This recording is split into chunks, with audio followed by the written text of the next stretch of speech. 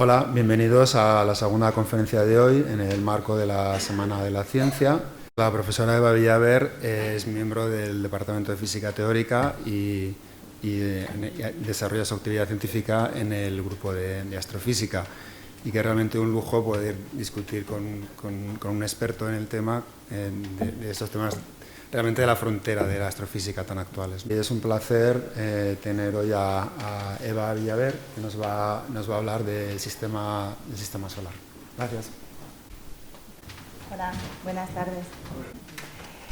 He venido aquí a hablarles sobre la unicidad del sistema solar. Es una pregunta que hace años nos llevamos planteando como seres humanos desde que tenemos conciencia de nosotros mismos, pero que creo que estamos en un momento único a la hora de intentar responder a esta pregunta. La Tierra es el único lugar conocido en nuestra galaxia y fuera que alberga vida. Tenemos certeza de la existencia de la vida en la superficie de nuestro planeta, sin embargo, no sabemos si la vida existe en algún otro lugar del sistema solar siquiera. Ya no tenemos ni que salir del sistema solar. Nosotros somos animales que a partir de una química simple hemos evolucionado atendiendo a la selección darwiniana en la superficie de un planeta. Y lo que voy a hacer es tratar de identificar las propiedades que tiene nuestro propio sistema solar y cómo se compara con lo que conocemos a día de hoy de la existencia de otros mundos. O sea, en ciencia saben que a menudo hacerse una pregunta siempre nos lleva a otra y a otra y a otra y a otra. Intentaré dar algunas respuestas, pero sobre todo lo que planteamos a la hora de hacernos esta pregunta son muchos más interrogantes. Vamos allá. Habitamos el tercer planeta en distancia a la estrella, que es el Sol. El Sol es una estrella mediocre y la llamo mediocre simplemente porque es una estrella normal, ni muy vieja ni muy joven, ni muy grande ni muy pequeña. De hecho, es una de las miles de millones de estrellas que forman nuestra propia galaxia. Para responder a la pregunta si el sistema solar es único, la visión antropocéntrica siempre nos devuelve a nosotros mismos, y es por supuesto que es único, nosotros estamos aquí. Pero eso no es una respuesta, satisfactoria desde el punto de vista de la ciencia. Tenemos 8 planetas que orbitan el sistema, algunos son más grandes que otros. Tenemos, por ejemplo, los gigantes que llamamos gaseosos, como Júpiter o Saturno, planetas grandes como Urano o Neptuno, y planetas rocosos, que son los que definen las características de las que luego voy a hablar, como Mercurio, Venus o la Tierra.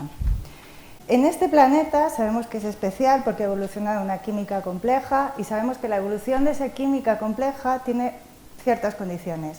Necesitamos un disolvente en la superficie del planeta, un disolvente líquido.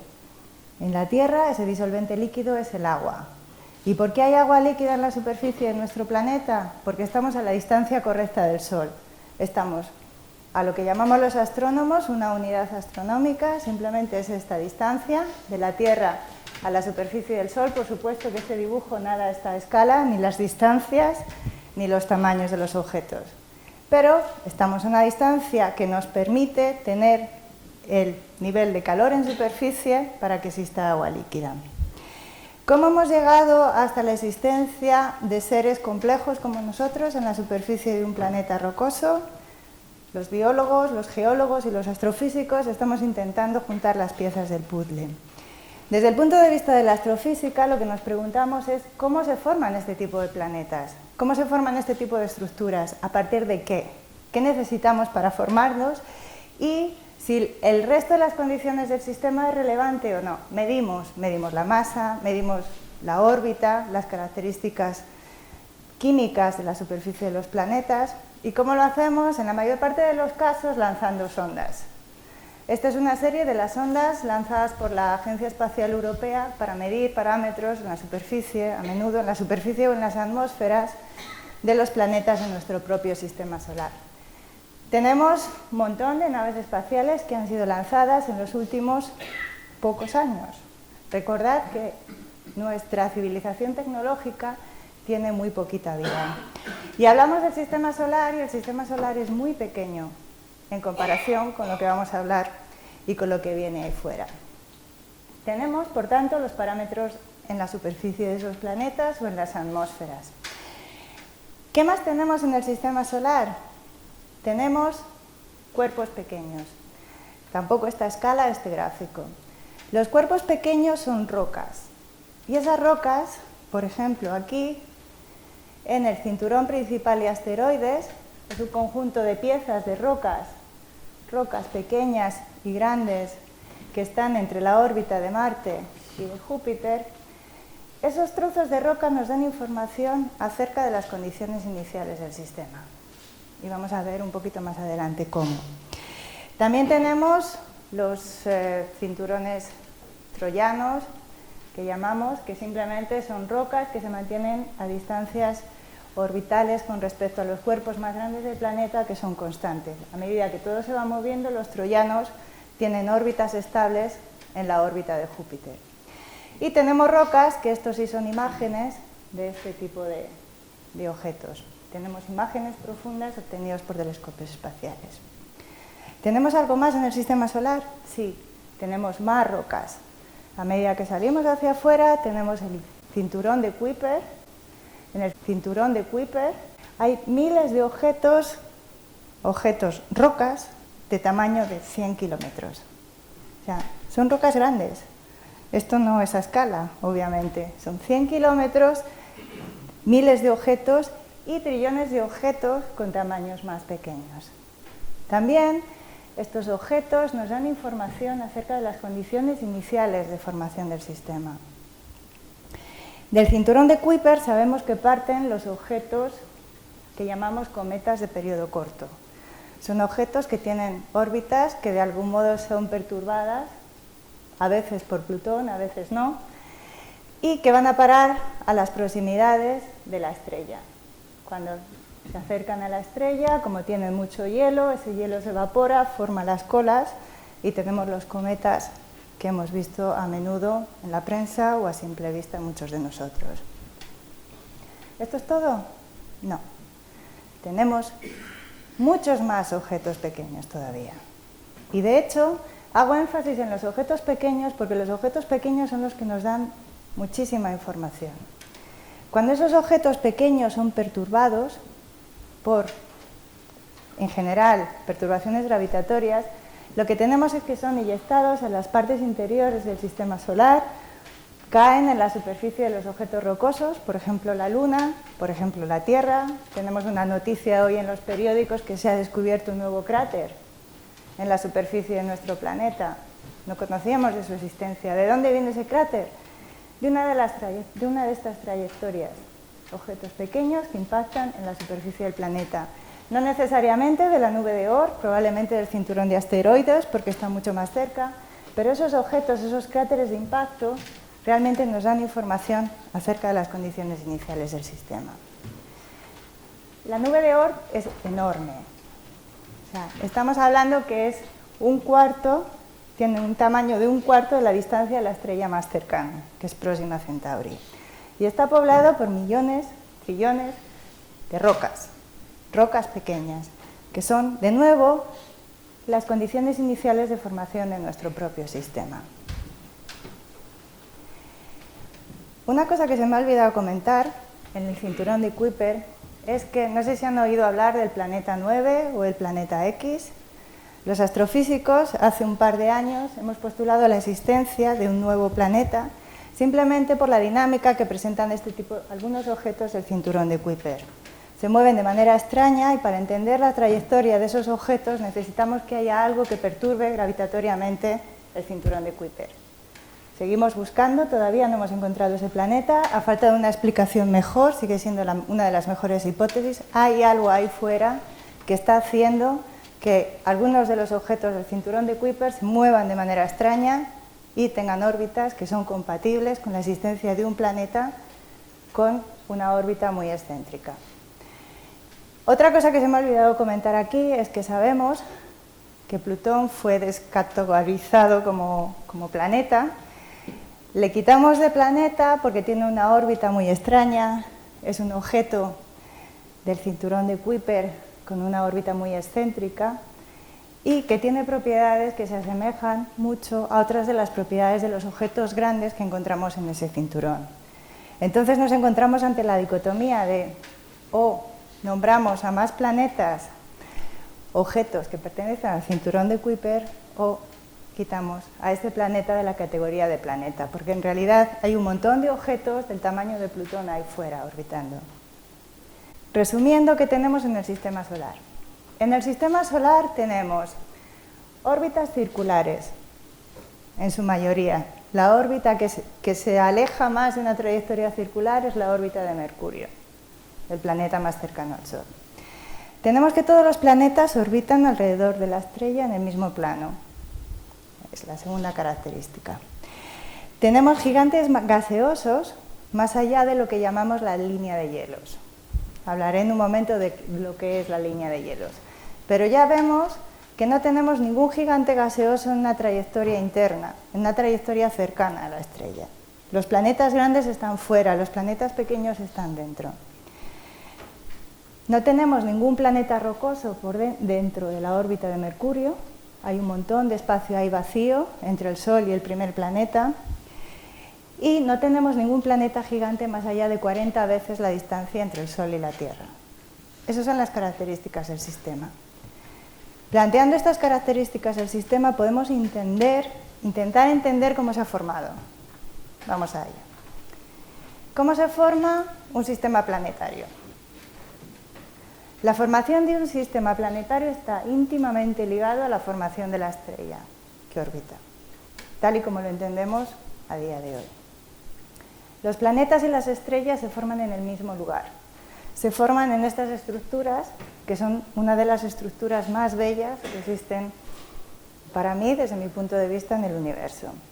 Esto es una región de formación estelar. ¿Qué estamos viendo ahí? Estamos viendo ahí gas, literalmente gas, y partículas más sólidas que llamamos polvo los astrofísicos. Son partículas sólidas de pequeño tamaño que a medida que estas nubes conseguimos que se enfríen, pueden colapsar gravitatoriamente.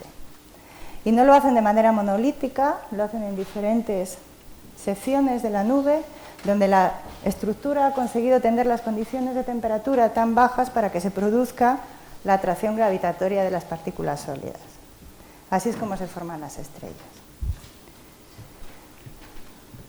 Esta es una región de formación estelar, también, y esto es una película, así que vamos a ver si podemos verla. Teníamos una imagen al principio en un rango de la longitud del espectro electromagnético. Hacemos una especie de negativo y es que simplemente observamos de manera que podamos ver las regiones más frías en el infrarrojo y a medida que nos vamos acercando podemos ver la estructura. En general no podemos entrar dentro de las regiones que están colapsando gravitatoriamente. Ahí es donde se forman las estrellas. Hasta aquí lo que hemos hecho ha sido imágenes y a partir de ahora lo que estoy mostrando son simulaciones por ordenador de cómo se produce la formación de estrellas. Vemos que en un momento dado la densidad de la nube de gas y polvo alcanza un rango suficiente para que se produzca el colapso gravitatorio. Ese colapso gravitatorio produce un disco simplemente por conservación de momento angular. Es como cuando tenemos una masa grande de pizza y empezamos a rotarla. Ese fenómeno de rotación es el que va produciendo el disco. Y todo rota porque tenemos inhomogeneidades en el sistema y el colapso gravitatorio de algún modo produce que ese momento angular que tenemos en la nube original, a medida que vamos acretando material a la parte más densa, donde se forma la estrella, va girando más rápido. Entonces conseguimos formar una estrella en el centro y alrededor de esa estrella que está girando formamos un disco plano. En ese disco volvemos a tener condiciones de gas y polvo frías para que se produzca la formación de planetas. Y los planetas van coagulando en el disco que orbita alrededor de la estrella. Así de simple. Con algunas complicaciones intrínsecas, porque no hay dos sistemas planetarios iguales, pero básicamente es un colapso gravitatorio. Un colapso gravitatorio donde conservamos magnitudes físicas fundamentales como es el momento angular. Y a partir de ahí podemos generar las condiciones iniciales del sistema. Tenemos discos que observamos. Esto no es una observación, esto es una impresión artística de cómo es un disco protoplanetario. Tenemos que a medida que nos alejamos de la estrella, las condiciones son más frías en el disco, y eso es importante. Tenemos también que en el centro tenemos la estrella, nuestra fuente de calor, nuestra fuente de energía, y donde está y sigue cayendo material del disco. Entonces, todas las partes cercanas al disco van a tener temperaturas más altas, simplemente porque tenemos la estrella ahí cerca. Y a medida que nos vamos alejando de la estrella central, tenemos temperaturas más bajas. Ese fenómeno tan simple es el que nos permitía explicar prácticamente todas las propiedades de nuestro propio sistema solar. La historia es como sigue. Tenemos una nube molecular gigante. Esa nube colapsa formando una estrella en su centro. Como consecuencia del colapso formamos un disco. En ese disco, a medida que nos alejamos de la estrella, vamos bajando la temperatura. Eso implica que cuando estamos cerca de la estrella no podemos formar planetas gaseosos. No podemos, la estrella los evapora. Sin embargo, podemos formar planetas gaseosos más allá de la línea de hielos que llamamos, que es una región en el disco donde tenemos hielos, literalmente. Está más fría. Entonces tenemos un plano, todos los planetas orbitan en el mismo plano, tenemos un agujero en el centro, igual que en el sistema solar. Tenemos los planetas gaseosos que se forman en las partes externas del disco, Neptuno, Urano, Júpiter, Saturno. Lo explicamos todo, explicamos hasta la química del sistema solar. Explicamos también la presencia de los cinturones de asteroides, que se encuentran aquí y que sabemos que son el resultado de planetas fallidos. En un momento dado se intentaron formar planetas, esas rocas no consiguieron coagular para formar planetas más grandes. Por cierto, que esas rocas por colisión van agregando material y así se forman los planetas, que no lo he dicho. Podemos explicarlo todo. ¿Cuál es el problema? El problema es cuando encontramos el primer planeta extrasolar.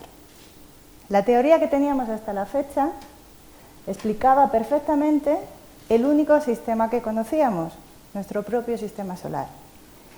Cuando encontramos el primer planeta fuera de nuestro sistema solar, lo hicimos en 51 Pegasus B, un sistema que está a 48 años luz de la Tierra, y el planeta es un planeta tipo Júpiter, un poquito más grande que Júpiter, o sea, es un planeta gigante gaseoso que está dentro de la órbita de Mercurio. La única teoría que teníamos para explicar la formación de nuestro sistema solar, con un único punto, con una única observación diferente a nuestro propio sistema solar, se nos cayó. Se nos cayó hace solo 25 años, menos de 25 años. ¿Se nos ha caído completamente? No, se nos ha caído en parte. El resto lo podemos seguir explicando. Y lo bueno que tiene la física de este tipo de problemas es que cuanto más observaciones añadimos, más podemos entender, más y mejor podemos entender el sistema. ¿Cuál es la física que nos faltaba a la hora de describir la formación de estos sistemas planetarios?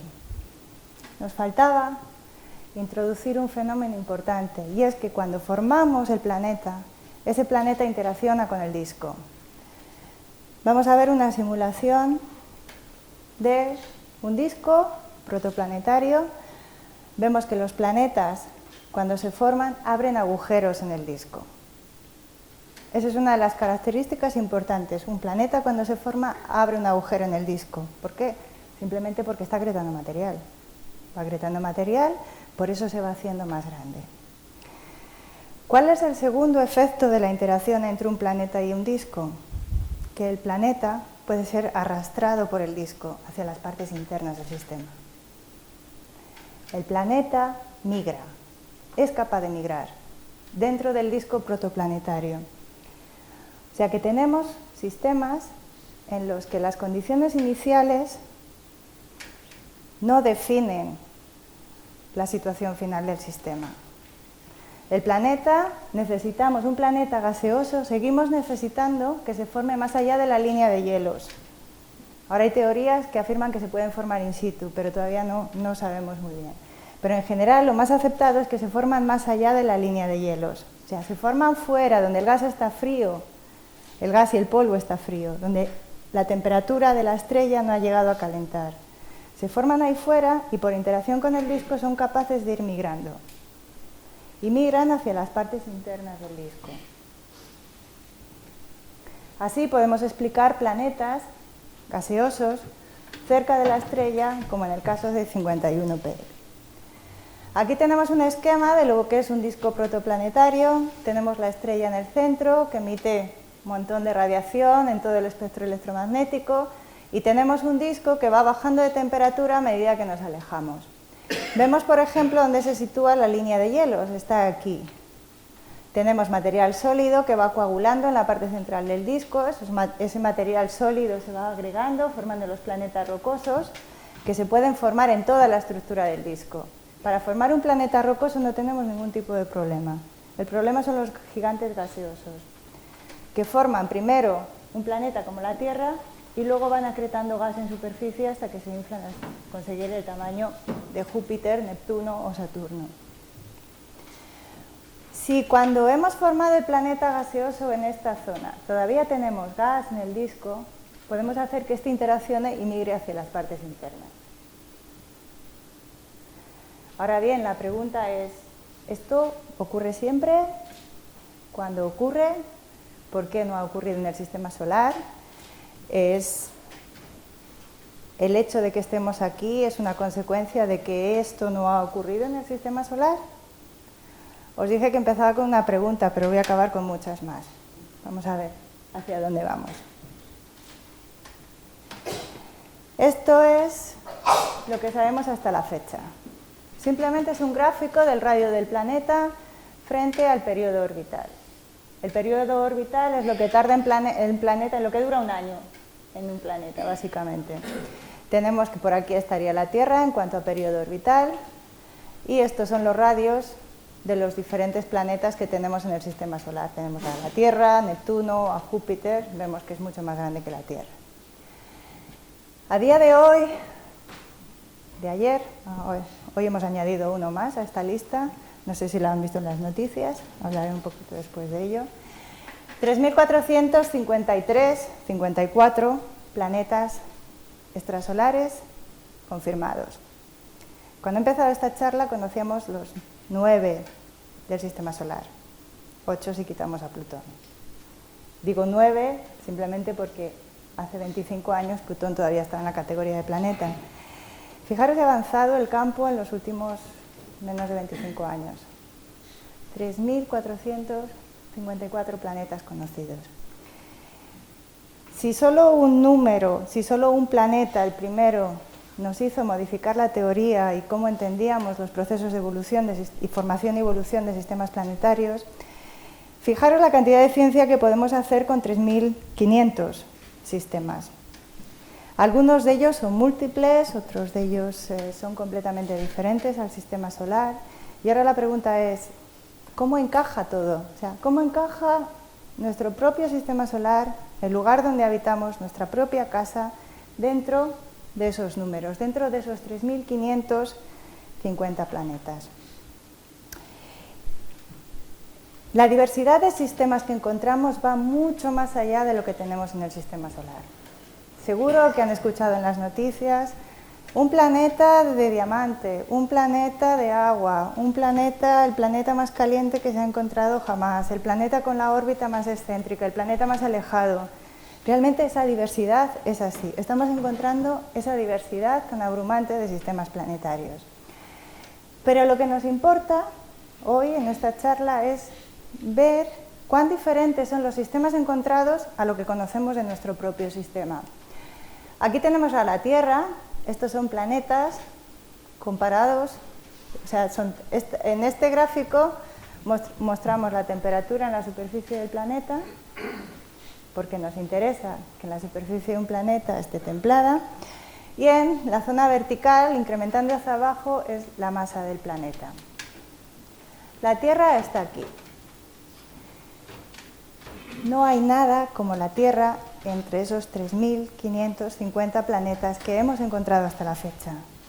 No hay nada todavía como la Tierra, en los términos paramétricos que nos importan más para intentar definir la vida en la superficie del planeta. Uno es la temperatura y otro es el tamaño del planeta. ¿Por qué nos importa tanto el tamaño? El tamaño define que haya tectónica de placas. El tamaño define que seamos capaces de retener una atmósfera. El tamaño define dónde se ha formado el planeta con relación a la estrella y si hay elementos volátiles o no, etc. No hay nada como la Tierra, pero es que además la mayor parte de planetas son mucho más grandes. ¿Podemos afirmar con toda certeza que esto es así? ¿Podría yo poner como astrofísica que se dedica a esto la mano en el fuego y decirles: lo que sabemos hasta ahora, la mayor parte de los planetas son mucho más grandes que nuestro propio planeta? No. ¿Por qué? Porque nos resulta muy difícil detectar planetas como la Tierra, alrededor de estrellas como el Sol, en la zona templada. Es mucho más fácil detectar por la mayor parte de las técnicas los planetas más grandes. Aún así, si corregimos de todos esos sesgos observacionales, encontramos que sí que es verdad que el sistema solar es único en cuanto a dos características. Dos y solo dos. ¿Cuáles son las características que hacen único a nuestro sistema solar? Un sistema como este, Kepler 20, lo pone de manifiesto. Nosotros no tenemos ningún planeta, ni grande ni pequeño, dentro de la órbita de Mercurio. La mayor parte de los sistemas múltiples son aquellos sistemas, aquellas estrellas que tienen más de un planeta orbitándolos. La mayor parte de los sistemas múltiples tienen, primero, planetas interiores y, segundo, tienen planetas interiores grandes. Planetas interiores grandes que son, por ejemplo, como esto. Vemos aquí la Tierra comparada, Venus y la Tierra comparada con Kepler E, que es uno de los planetas de este sistema, y Kepler 20F. Son supertierras. ¿Qué es una supertierra? Una supertierra no es una tierra con propiedades especiales, simplemente es una tierra grande. Un sistema como la Tierra que tiene entre 1 y 10 veces la masa de nuestro propio planeta. Podríamos llamarlos también mini Neptunos, lo que pasa que es bastante más para el sistema de relaciones públicas, pongámoslo así, es mucho más bonito llamarlas supertierras que llamarles mini Neptunos. Ya nos resulta mucho más accesible y cercano hablar de supertierras, pero en realidad también podríamos decir mini Neptunos. Ya. Tenemos un montón, de hecho la mayor parte de los sistemas múltiples contienen supertierras, la mayor parte, un 50% de los sistemas múltiples contienen supertierras. Planetas entre 1 y 10 veces la masa de la Tierra y en órbitas interiores a Mercurio, como por ejemplo este sistema. Y eso es precisamente lo que no tenemos en el sistema solar. La siguiente pregunta es: ¿el hecho de que no tengamos este tipo de planetas y el hecho de que nosotros estemos aquí pueden estar de algún modo relacionados? ¿Puede el hecho de que la formación de un planeta como una Tierra grande en una órbita cercana a la estrella inhiba de algún modo la formación de planetas rocosos, como la Tierra, a una distancia donde las condiciones son más templadas? A día de hoy podemos decir que creemos que sí, pero no tenemos la certeza. Podemos suponer que quizá, y podemos elaborar modelos que nos dicen eso, que las condiciones del disco protoplanetario, las condiciones que tenía nuestro propio disco protoplanetario, inhibieron la formación de ese tipo de planetas. Problema solucionado. No, porque en realidad no sabemos cómo eran las condiciones del disco protoplanetario cuando se formó el sistema solar. Ahí no tenemos una respuesta. podemos formar supertierras y ver qué ocurre cuando las formamos y las acercamos a las partes interiores de los sistemas planetarios, o sea, los acercamos a la estrella. Y ahí sí que tenemos cosas interesantes que suceden en este tipo de sistemas planetarios. ¿Qué encontramos? Encontramos que si formamos in situ este tipo de planetas, o sea, que si los formamos en el disco, en el lugar donde los observamos, la probabilidad que tenemos de que esos planetas sean lanzados fuera del sistema y que no lo veamos a día de hoy en nuestro propio sistema solar es muy pequeña. ¿Por qué es muy pequeña? Simplemente porque nuestro sistema planetario es muy estable y tiene prácticamente órbitas circulares.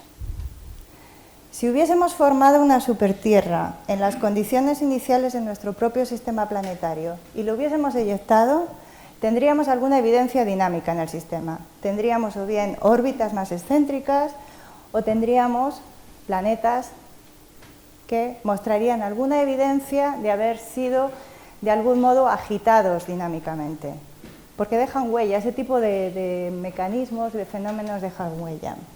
Sin embargo, nuestro sistema solar es perfectamente estable, con lo cual la probabilidad de que hayamos tenido antes una supertierra y la hayamos eyectado es muy pequeña. ¿Qué otra cosa ha podido ocurrir? La hemos formado en algún lugar fuera, en las partes más frías del disco, y esa supertierra ha migrado a las zonas internas, que es donde ahora no la vemos. Y no la vemos porque simplemente migró, pero se nos fue de las manos. O sea, migró tanto que fue engullido por la estrella central. Necesitamos explicar por qué no la estamos viendo y por qué tenemos un agujero ahí. Eso es posible desde el punto de vista teórico. Los modelos nos dicen que si eso hubiese ocurrido en el sistema solar, la Tierra no estaría ni Venus ni Marte. Porque ese tipo de migraciones de objetos masivos lo que hacen es arrastrar los objetos pequeños, como son los planetas rocosos en nuestro propio sistema. O sea que al final la conclusión que podemos extraer de este tipo de análisis teóricos es que probablemente en nuestro sistema ni se formó una supertierra, ni esa supertierra migró. Porque otra de las cosas que encontramos además es que cuando una supertierra migra, los planetas que quedan, que les llamamos planetas pastores, porque van detrás del planeta grande en el proceso de migración, ese tipo de planetas tiene una química muy peculiar. Tiene una química que llamamos rica en volátiles. Esa química rica en volátiles no es la que encontramos en los planetas rocosos de nuestro propio sistema solar. Con lo cual, tenemos ya ciertas respuestas a la pregunta si es único nuestro sistema solar. En algunos aspectos sí, y es único tal y como lo conocemos a día de hoy por estas dos características, porque no hay una supertierra y porque no hay planetas internos. La vida. No podemos hablar de la unicidad de nuestro propio sistema planetario sin mencionar la vida. La vida, tal y como la entendemos en la superficie de nuestro planeta, comenzó hace mucho tiempo. Sabemos que una vez que comenzó, tomó completamente toda la superficie del planeta, y no solo la superficie, sino la biosfera hacia arriba y hacia abajo. De hecho, hay más vida hacia abajo y en la atmósfera terrestre que la vida. Lo que pasa es que tenemos una cierta tendencia a pensar que somos el centro de la diversidad biológica. No es así. Y en el proceso de la vida, voy a hablar un poquito de cómo intentamos detectarla, la detección remota y cuáles son los problemas a los que nos enfrentamos. Los asteroides han jugado un papel fundamental, creemos a día de hoy. Mañana podemos decir otra cosa, cuando tengamos más evidencia, más piezas en el puzzle que estamos intentando descifrar. Pero a día de hoy los asteroides, rocas, todos esos objetos pequeños que he descrito al principio, que forman parte de nuestro sistema solar, tienen la clave de muchas cosas. Primero, y esto es el punto más débil que voy a mencionar, es que acabaron con los dinosaurios, ¿no? Tal y como lo entendemos a día de hoy. Y si acabaron con los dinosaurios un impacto de un asteroide, la evolución biológica pudo dar origen a nosotros. Si no hubiesen acabado con los dinosaurios, nosotros no estaríamos aquí. Esa es una de las hipótesis más flojas en toda esta discusión de los asteroides. Y de hecho es un punto débil por otro punto importante.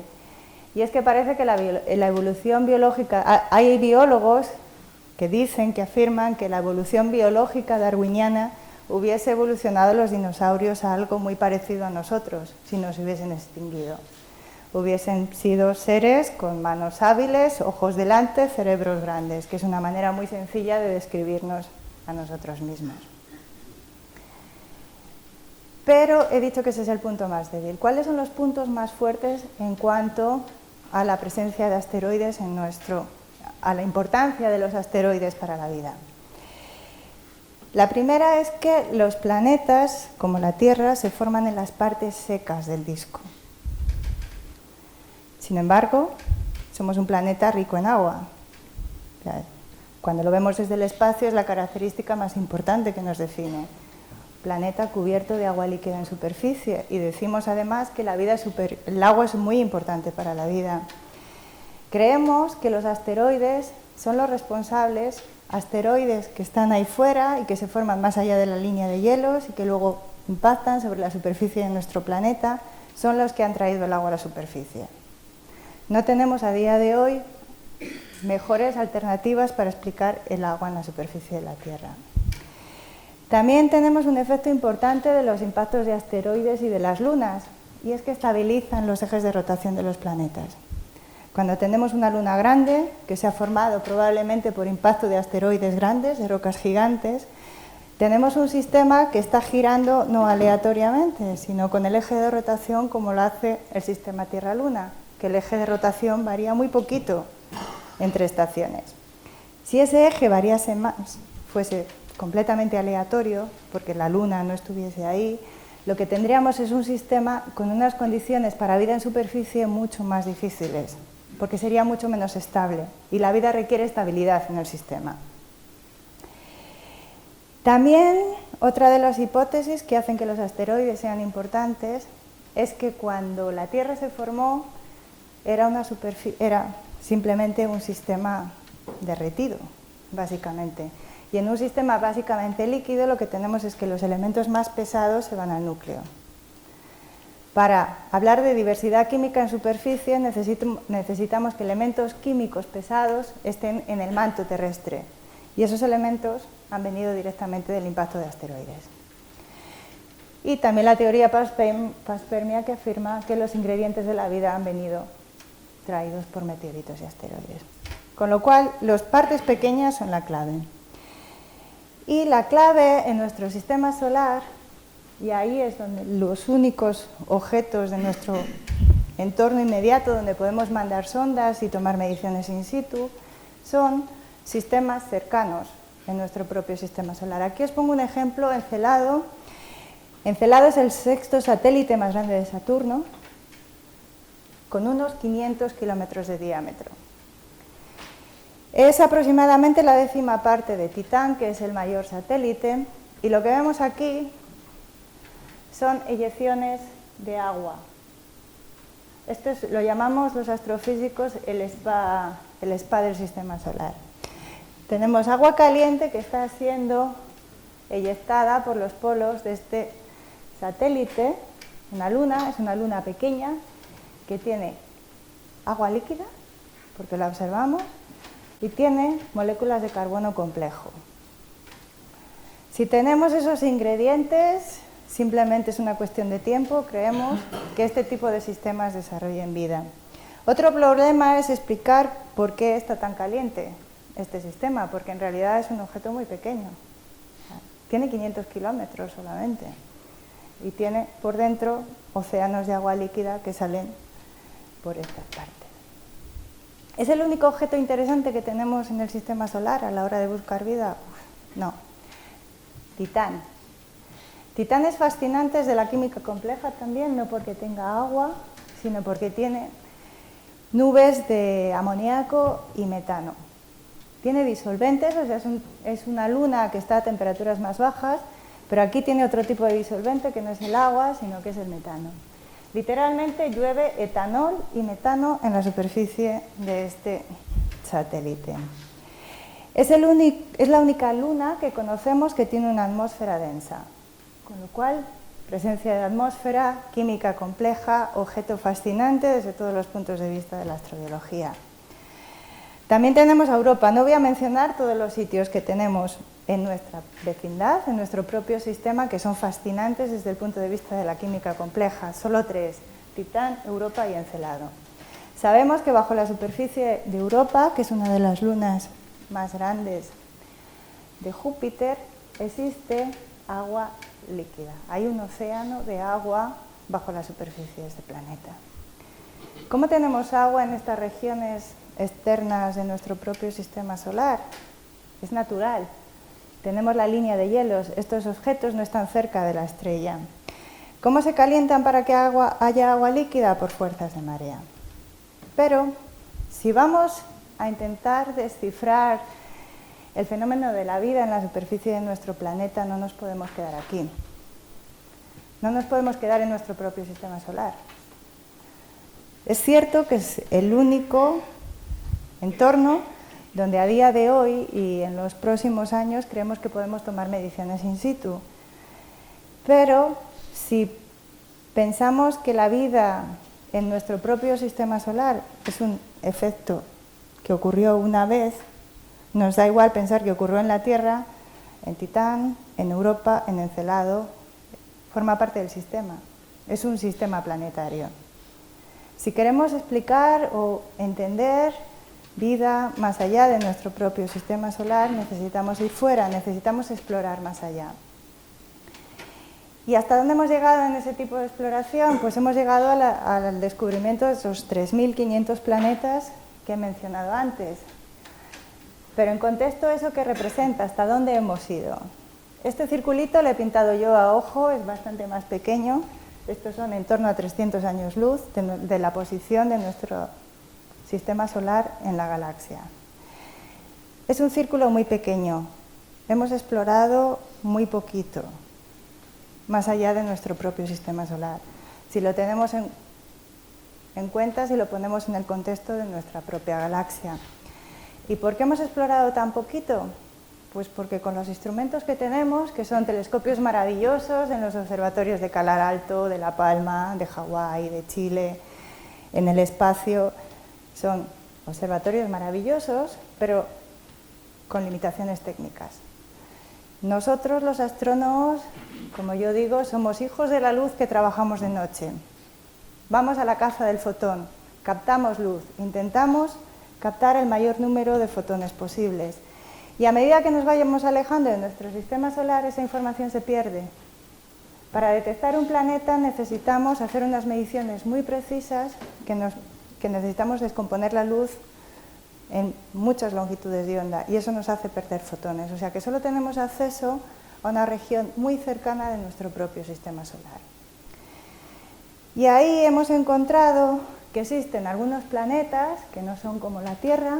De hecho, cada uno de estos, cada vez que ha aparecido, cada vez que hemos sido capaces de medir sus propiedades, ha aparecido en la prensa. Y muchos de ustedes estarán cansados ya de oír, encontramos otro planeta similar a la Tierra, encontramos otro sistema planetario que pudiera albergar vida. Pues bien, estos son todos los que hay. Y vuelvo a repetir que ninguno como el nuestro. En propiedades físicas, la Tierra sigue siendo un sistema, un sistema bastante aislado todavía, porque los métodos de detección no nos lo permiten. Encontramos sistemas que se pudieran parecer a nuestro propio planeta cuando nos vamos a estrellas más pequeñas. ¿Por qué nos vamos a estrellas más pequeñas? Si al fin y al cabo queremos ver si hay algo similar a nosotros. Nos vamos donde podemos y donde nos resulta más sencillo. A medida que nos vamos a estrellas más pequeñas, tenemos que la zona templada está más cerca de la estrella. Básicamente es como una fuente de calor.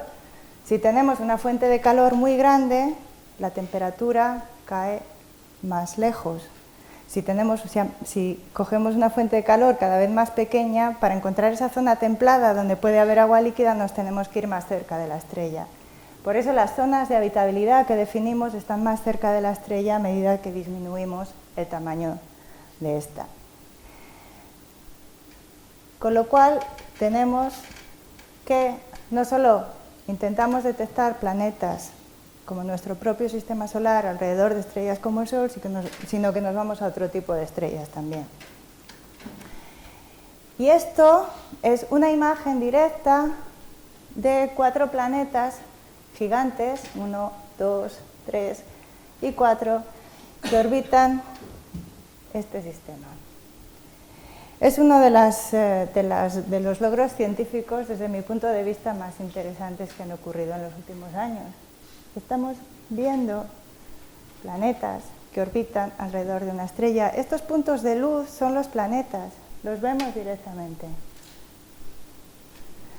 Ya Copérnico dijo que no todo gira en torno al planeta. Sin embargo, nosotros, desde la perspectiva que tenemos en la Tierra, sí que vemos que todo se mueve, ¿no?, en torno a nosotros. Aquí lo vemos fuera, aquí vemos planetas orbitando una estrella fuera de nuestro propio sistema solar.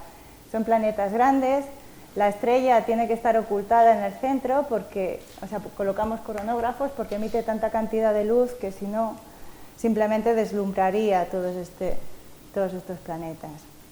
Y lo que hacemos es esa técnica sencilla que se llama coronógrafos, ocultamos la estrella y vemos qué hay alrededor. ¿Y qué tenemos en cuanto a estrellas? Tenemos una gran diversidad. Tenemos estrellas como la nuestra, que son estrellas que se encuentran alrededor de aquí, en este diagrama, estrellas normalitas, amarillas, muy comunes en las galaxias y en el universo en general. Y tenemos estrellas que son mucho más comunes todavía, que son estas, que son enanas rojas frías. Y aquí es donde la búsqueda de sistemas planetarios está en su pico máximo, pues porque hay muchas. Como he dicho, al ser la estrella más pequeña, la zona de habitabilidad está más cerca y son bastante más fáciles de detectar planetas como la Tierra, porque tenemos mucha más señal alrededor de estas estrellas. ¿Encontramos planetas alrededor de otro tipo de sistemas? Sí, hemos encontrado planetas alrededor de gigantes rojas, de hecho es a lo que yo me dedico, yo busco planetas alrededor de este tipo de estrellas. Y también alrededor de enanas blancas, que son de algún modo cadáveres estelares. No tenemos evidencia directa de la existencia de planetas, pero implicaciones indirectas de su existencia sí. ¿Y por qué nos vamos a toda esta diversidad de estrellas? Pues porque para entender hay que tomar puntos. Para entender necesitamos diversidad, necesitamos observar cualquier tipo de sistema planetario alrededor de cualquier tipo de estrella y deducir el mínimo común para entender la formación de estos sistemas.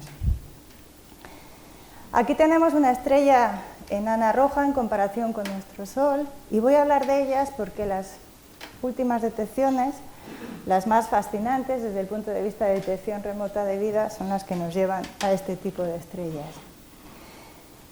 Aquí tenemos un mapa de los sistemas planetarios más cercanos a la Tierra o al sistema solar.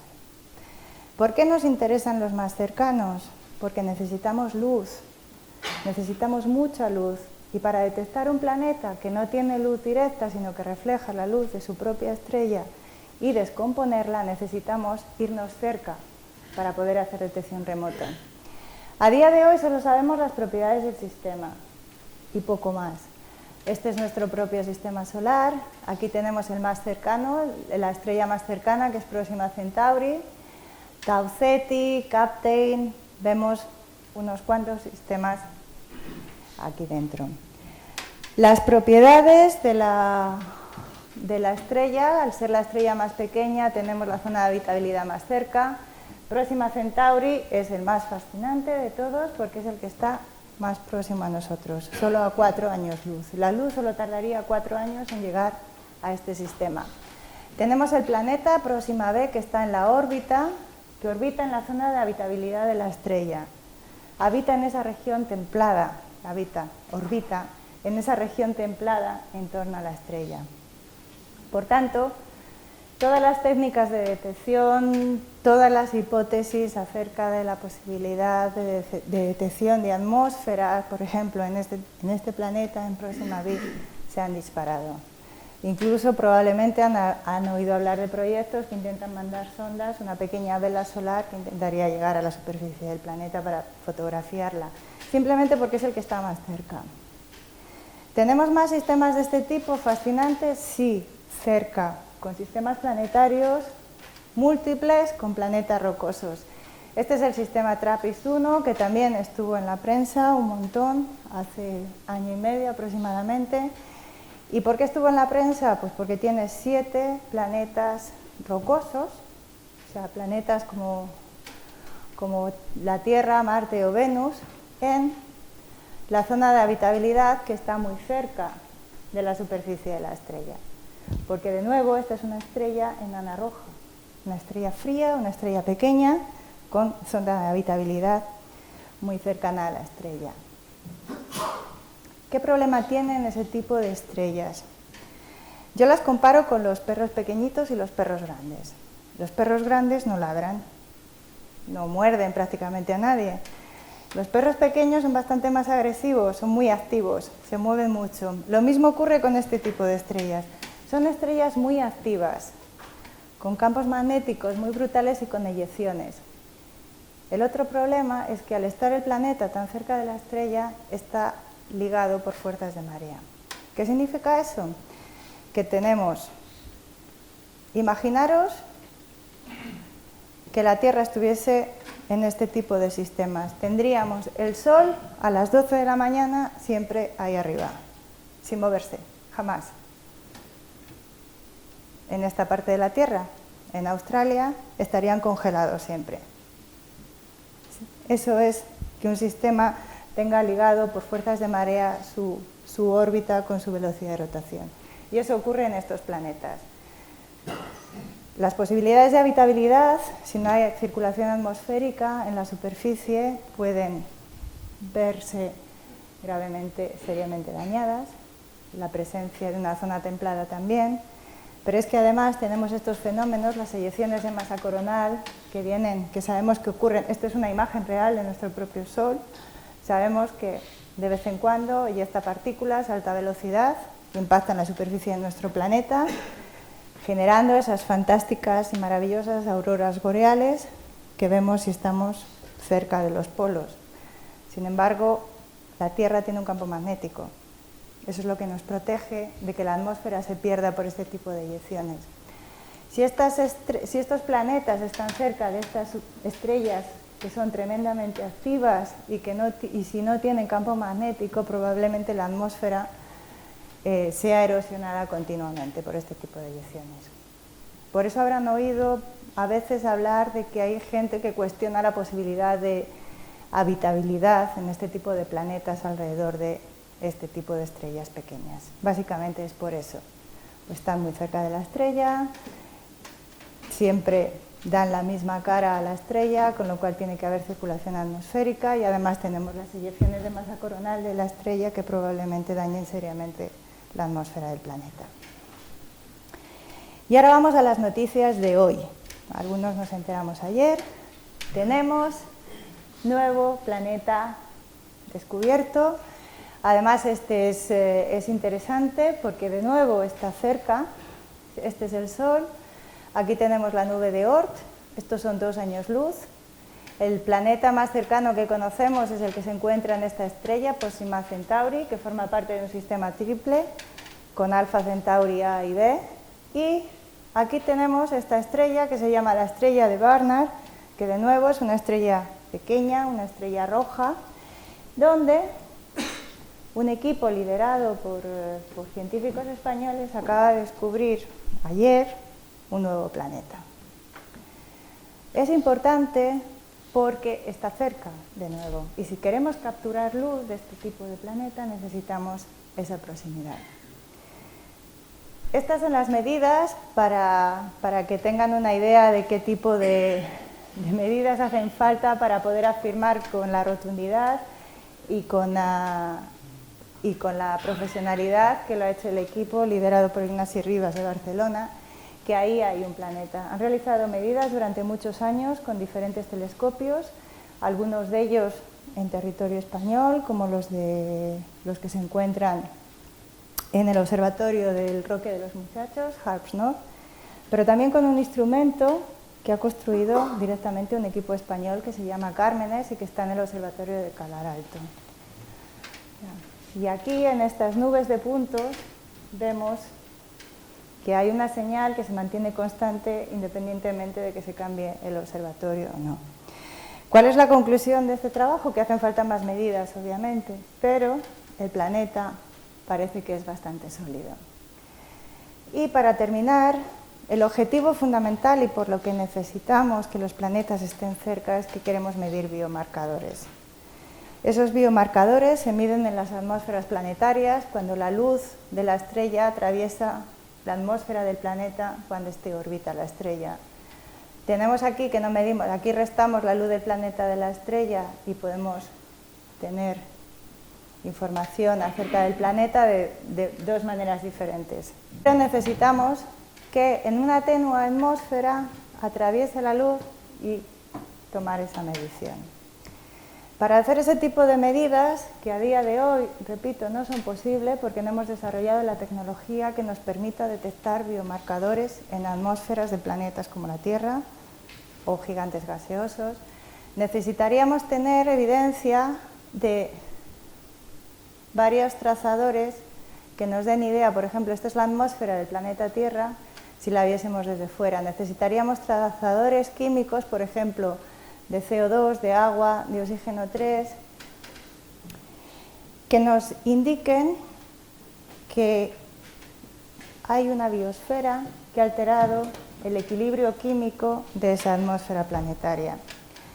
Y necesitamos buscar trazadores que sean simplemente resultado de actividad biológica en la superficie del planeta, y además necesitamos que no sean capaces de producirse por ningún tipo de fenómeno en superficie, como por ejemplo tectónica de placas, vulcanismo, etcétera, etcétera. Necesitamos ser muy precisos, necesitamos recoger luz haciendo medidas que a día de hoy no son posibles, y ese es el reto que tenemos los astrofísicos para los próximos años. Construir instrumentos que nos permitan hacer ese tipo de medidas.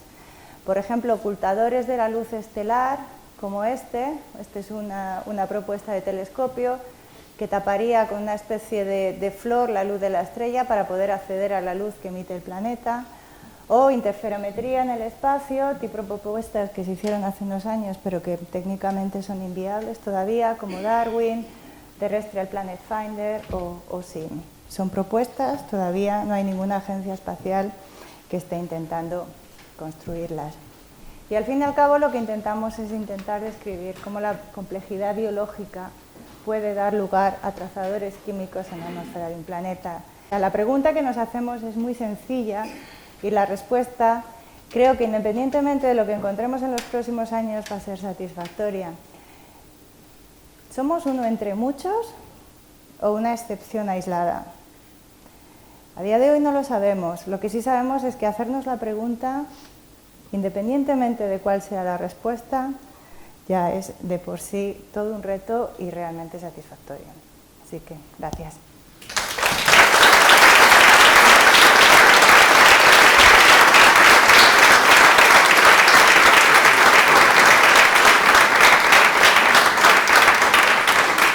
Gracias. Seguro que va a haber muchas preguntas. Sí, aquí, por ejemplo. Porque cuando se forman los planetas alrededor de la estrella, lógicamente hay un campo gravitacional muy importante, porque el Sol tiene una gravitación muy importante. Entonces, dependiendo de la energía cinética que lleve la rotación de la estrella, se alejarán más o se acercarán más los planetas al Sol. Pero normalmente son estáticos. ¿Por qué? ¿Qué relación hay entre la energía cinética y la gravedad? ¿Hay alguna relación especial o es suerte? No lo sé. No. La física del sistema, permite órbitas, al fin y al cabo hay que tener en cuenta no solo la gravedad de lo que es el objeto más pesado, que es la estrella, la que está en el centro, es la que va a determinar la órbita del sistema en equilibrio. Pero es que además tenemos la gravedad de los otros cuerpos que están en el sistema. Tenemos solución analítica para el problema de los dos cuerpos desde el punto de vista gravitatorio. Cuando introducimos 3 o más cuerpos no hay una solución exacta, sin embargo hay órbitas estables o órbitas inestables. Ya tú piensa, si este es el Sol y aquí tenemos un planeta y aquí tenemos un planeta grande y los tenemos en órbitas que llamamos resonantes, por ejemplo, y es que estos dos sistemas se encuentran cada vez que giran en el mismo lugar, este planeta va a ejercer una fuerza neta en este otro hacia afuera, por ejemplo. Eso es una órbita resonante. El hecho de que los sistemas sean estables es porque tienen configuraciones que no son resonantes, o sea, que no ejercen ese tipo de influencia dinámica en el sistema. ¿Me explico? Hola, buenas. Quería hacerle, bueno, tengo tantas preguntas, pero bueno, no, quería hacerle un par de ellas solamente. ¿Júpiter se podría considerar como si fuera una estrella fallida? Primera pregunta. Segunda, sería, el sistema solar está en lo que es el brazo de Orión, dentro de lo que es la Vía Láctea. Es una zona muy tranquila, aparentemente. Quiero decirse, no hay supernovas cercanas o agujeros negros, etcétera. ¿Eso es algo normal dentro de lo que es dentro de lo que es la cosmología? Y luego, tercero y último, es cuando la molécula de agua, ¿qué es lo que tiene para que cuando se habla de ella fuera de la Tierra ya salten las alarmas de que puede haber vida? O sea, ¿qué es lo que hace que la molécula de agua sea consustancial para que haya vida? Gracias. La primera pregunta, si Júpiter es una estrella fallida, depende de cómo definamos una estrella fallida. En general, la diferencia que hay entre la formación de una estrella y un sistema planetario es que las estrellas se forman en el centro y forman un disco alrededor, que es donde se forman los planetas. Para formar una estrella no podemos formar una estrella en un disco, no tenemos masa suficiente, con lo cual no tendríamos esa opción. O sea, un planeta gigante no es una estrella fallida porque se está formando en un disco. Para formar una estrella necesitamos otro tipo de mecanismo, necesitamos acreción de material en zonas muy densas y muy frías. Si lo miramos como un continuo, si vamos desde las estrellas, nos vamos haciendo masas más pequeñas, a las enanas marrones y a los planetas gigantes, si vemos ese proceso de formación como un continuo, necesitamos separar, necesitamos entender cuáles se forman en disco, cuáles se forman como sistemas binarios, etc. Pero en general, un Júpiter como Júpiter no es una estrella fallida. Si ya nos vamos a enanas marrones, a lo mejor sí podemos empezar a hablar de estrellas fallidas. Pero la otra vuelta. Si lo hablamos desde el punto de vista de la capacidad de encender reacciones nucleares en el núcleo, que al fin y al cabo es lo que nos define una estrella, no lo es, porque no tienen suficiente masa para encender el núcleo. La segunda pregunta, si estamos en una región especial del espacio en la galaxia, por supuesto. Estamos en una región especial, sí. Si estuviésemos en el centro de la galaxia, lo tendríamos crudo. Porque tenemos un agujero negro supermasivo, porque la dinámica de los objetos estelares en esa región del espacio de la galaxia hay muchísima dinámica, los encuentros son bastante más probables que en la región en que habitamos, que es una región relativamente tranquila. También considera que necesitamos química en superficie del planeta y para que eso ocurra necesitamos que haya habido una serie de explosiones de supernova y de evolución estelar previa. Si no, tampoco estaríamos aquí, tal y como entendemos la evolución de la química en el universo. Con lo cual necesitamos una zona tranquila, pero no tan tranquila. Necesitamos que haya habido muchas supernovas previas para poder estar aquí. Supernovas y también evolución de estrellas menos masivas, como el Sol, que son de las mayores generadoras de carbono, y estamos hechos de carbono. Y sobre el agua es interesante, porque el agua está por todos lados, o sea, el agua está formada H2O. El hidrógeno es el elemento químico más abundante en el universo. Y el oxígeno, si nos vamos a la abundancia relativa de los elementos químicos, el oxígeno es uno de los más abundantes también. Tenemos una molécula que se forma a partir de dos elementos tremendamente abundantes en el universo, una molécula que es estable y que además tiene enlaces bipolares, o sea, que es lo que hace que cualquier sustancia química sea fácilmente soluble. Y para desarrollar química compleja, básicamente necesitamos eso, un disolvente. Otra de las cosas que nos ha enseñado la astrobiología como ciencia es que miremos a donde miremos en la superficie de nuestro propio planeta, todo organismo vivo, y ya entramos en territorio peligroso porque no tenemos una buena definición operativa de la vida, pero todo organismo vivo requiere de agua como disolvente. O sea, de algún modo u otro requiere de agua. ¿Que pueda existir una química basada en otro tipo de disolvente? No sabemos. De los 3.454 planetas encontrados, ¿qué porcentaje están en el área de habitabilidad, ¿no? Entendiendo como tal lo del agua líquida, agua líquida, atmósfera y química compleja.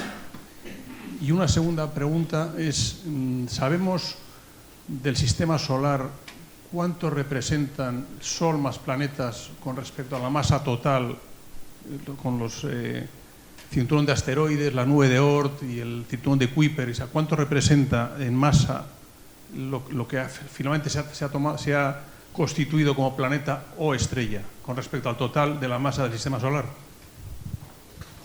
Mira, para darte algún número, en el cinturón de asteroides hay el equivalente, si lo juntásemos toda la masa ahí, podríamos formar una luna. En el cinturón de asteroides, ahí hay realmente poquito material. Pero si nos vamos a la nube de Oort, ahí sí que tenemos mucha más masa. El problema es que no sabemos cuánta masa había originalmente. Ese es ese es el problema fundamental que tenemos. Y cuando intentamos determinar la masa de discos en otro tipo de sistemas, nos encontramos también con ese problema, que no podemos pesarlos. O sea, tenemos más o menos un rango de masas, pero exactamente no sabemos, no podemos medir. Medimos cosas como la densidad superficial y a partir de ahí extrapolamos, pero es una de las preguntas abiertas. O sea, no sabemos exactamente cuánta masa tiene que tener un sistema protoplanetario para formar o no formar un cierto tipo de planetas u otros. He hablado además de formación de sistemas planetarios por coalescencia, ¿no? Porque se llama formación de un núcleo que luego va trayendo material en los alrededores.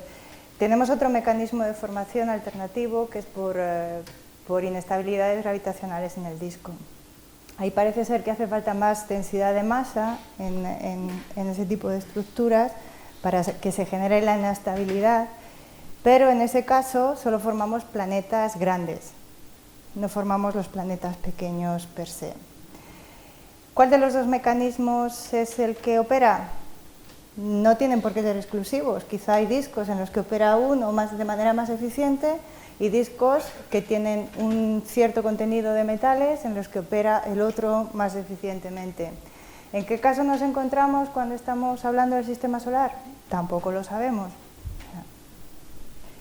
Y las fracciones de planetas, de esos 3.500 que tenemos en zona de habitabilidad, pues de 3.500, 10. Ya, 10. He dicho 10, pero podría haber dicho 12, depende de 12, 15, depende de la definición que se haga. O sea, muy poquitos. Hola, he entendido perfectamente lo del movimiento, digamos, de traslación de los planetas alrededor de las estrellas, a partir de la nebulosa que gira y la conservación del momento angular.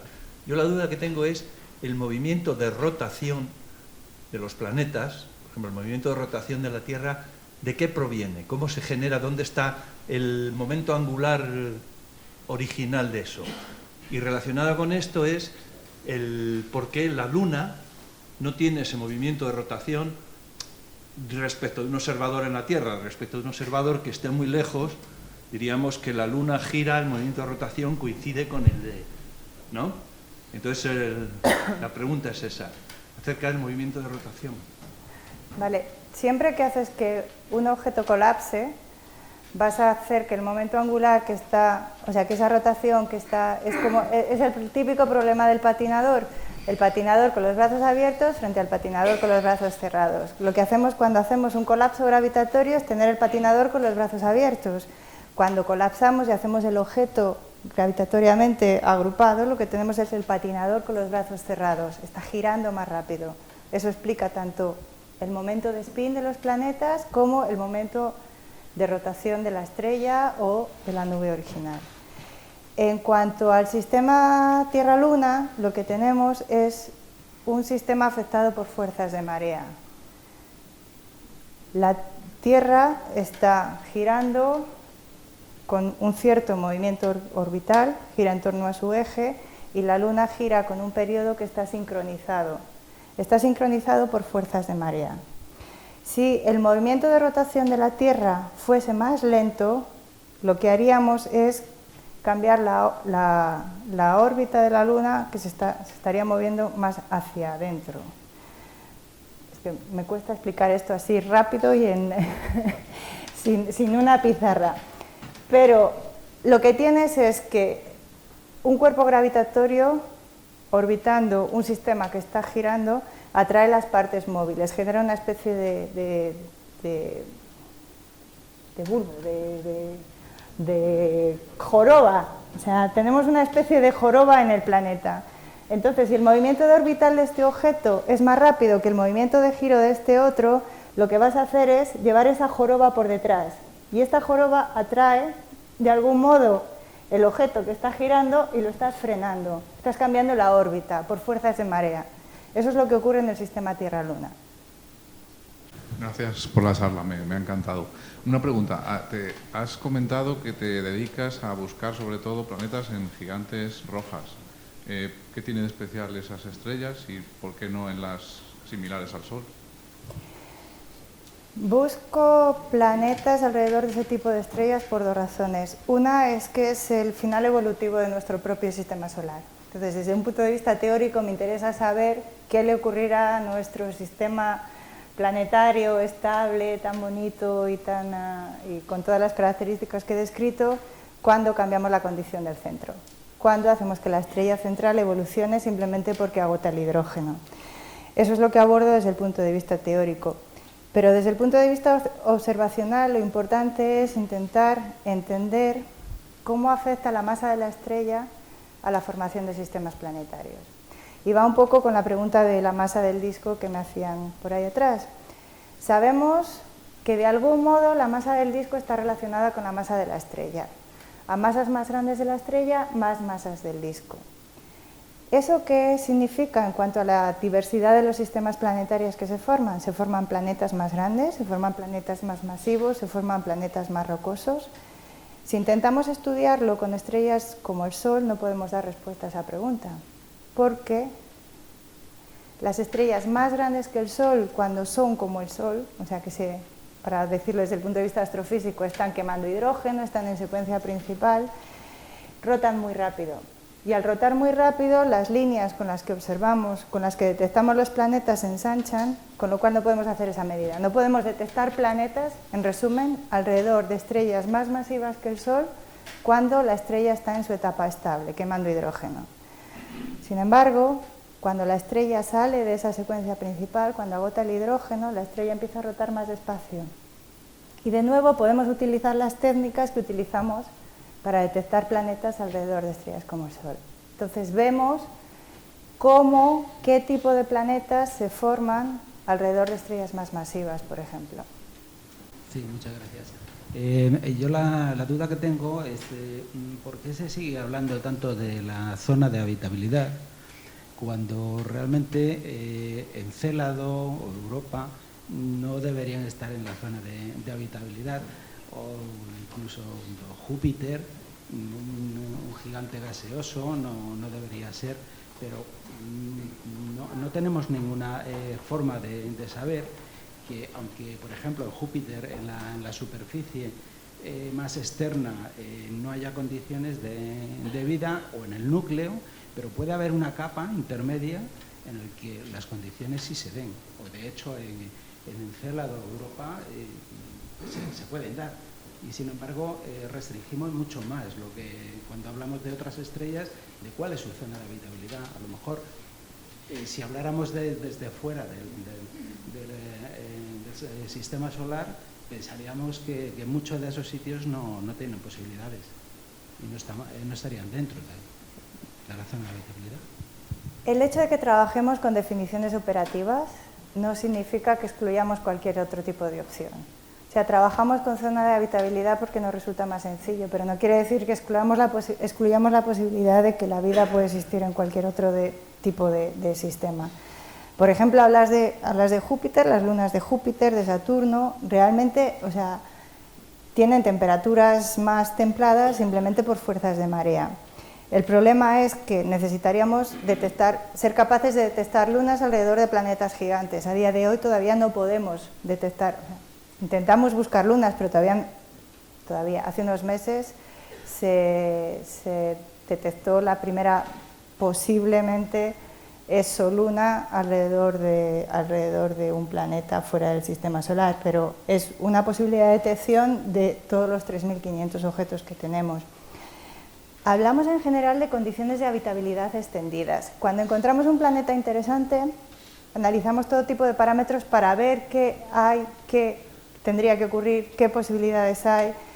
Entonces, aclarar que en general la zona de habitabilidad nosotros tampoco la usamos tanto. La usamos más para charlas, para la prensa, para cosas así, pero en general extendemos la zona de habitabilidad todo lo que podamos y realmente no excluimos ninguna opción, o sea, porque estamos intentando entender qué está pasando y si excluimos opciones nos quedaríamos sin entender, ¿no? Gracias de nuevo por la charla.